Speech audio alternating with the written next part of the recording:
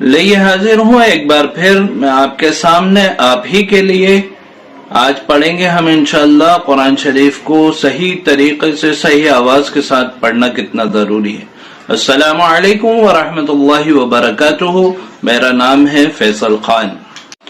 آگے بڑھنے سے پہلے میں آپ کے سامنے کچھ حدیثوں کو پیش کرنا چاہتا ہوں، جس میں سے سب سے پہلی حدیث ترمذی شریف کی افضل العبادت قراءۃ القرآن، دوسری حدیث ابو داؤد کی یقال لصاحب القرآن اقرأ وارتقی ورتل کما کنت ترتل فی الدنیا، تیسری حدیث صحیح بخاری کی مثل الذی یذکر ربہ والذی لا یذکر ربہ مثل الحی والمیت۔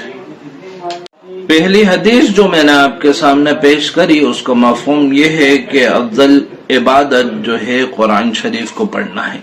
دوسری حدیث جو میں نے آپ کے سامنے پیش کری ہے اس کا مفہوم یہ ہے کہ قرآن پڑھنے والے کو کل آخرت میں کہا جائے گا پڑھتا جا اور اپنے درجات کو بلند کرتا جا جس طرح تو دنیا میں قرآن کو پڑھتا تھا۔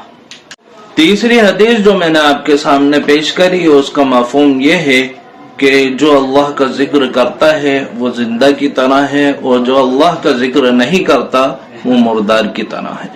قرآن شریف عربی زبان میں ہے، اس لیے صحیح آواز کا سیکھنا بہت ضروری ہے۔ تھوڑی سی غلط آواز لفظ کے مطلب کو بدل دیتی ہے۔ اس سیریز میں ہم قرآن شریف کو آہستہ اور صحیح طریقے سے پڑھنا سیکھیں گے۔ اگر آپ بالکل شروعات سے سیکھنا چاہتے ہیں تو یہ سیریز صرف آپ ہی کے لیے ہے انشاءاللہ۔ السلام علیکم ورحمۃ اللہ وبرکاتہ۔